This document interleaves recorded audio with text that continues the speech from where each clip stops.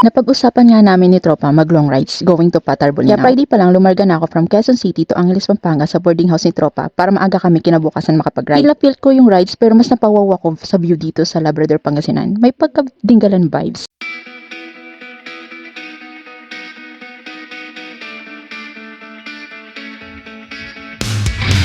Siyempre as a rider, hindi mawawala yung picturean sa mga signage. Yan. Ito na nga nangyari off-cam. Nabangga ko si Tropa at si Tropa naman nagasgasan ng handlebar niya yung SUV. So sad. I'm sorry, Tropa. It's really my fault. Tinawag na agad ng SUV owner yung nakastandby na si Kuya Police. Ang bait nga ni Kuya Police, sabi niya kausapin na lang namin yung nabangga at wag na sa police station. Pero since kailangan nga ng report para sa insurance, kaya sinamahan niya kami at tinulungan makipag-usap kay Kuya SUV. At the end, happy ending naman at nakipagbiroon na si Kuya SUV. Tropa pa rin kami ng tropa ko. Magmamasiral na yata ako sa lesson learned this month. Dumiretso na nga kami sa pakay namin at mga 2 PM na nga kami nakarating sa Patar kasi kumain pa kami sa Jollibee para bida pa rin ang saya. Pagdating namin sa Mia Almar, fully booked na. As a rider kasi hindi kami nag-advance booking dahil hindi namin alam kung hanggang saan yung power namin. Kaya freestyle kami pagdating sa pagpili ng accommodation. Hindi pa nga kami nakakalayo, nakakahanap na kami ng Kubo Cottage. Ito yung napili namin kasi medyo affordable siya. After magpahingan mga 4 PM, lumarga na ulit kami papuntang Lighthouse. Itinabay namin yung ticket sa entrance para hindi na kami singilin ng environmental fee sa Bolinao Falls.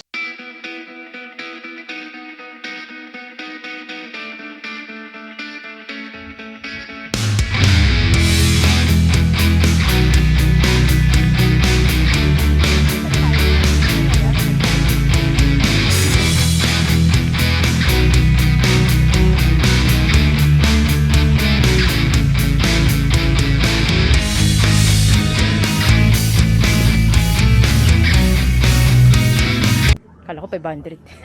Ang tawad na. Balik ko natin.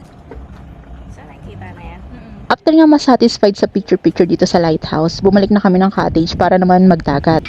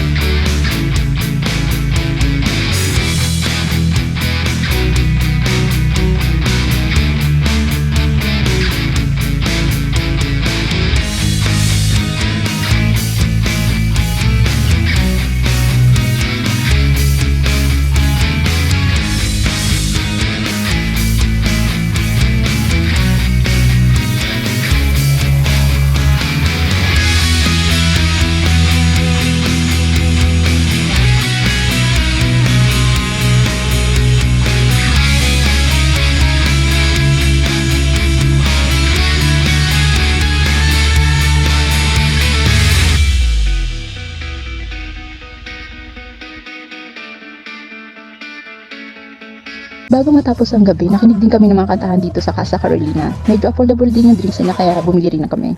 After nga nun, uwi na ako dahil nanginginig na ako sa lamig. May paslibes-libes pa kasi akong nalalaman. Pero itong si Tropa gusto pa magpares kaya yung tinapos namin ng gabi ng pares. At busog na busog.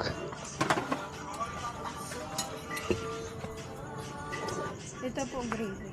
Gravy tapos meron.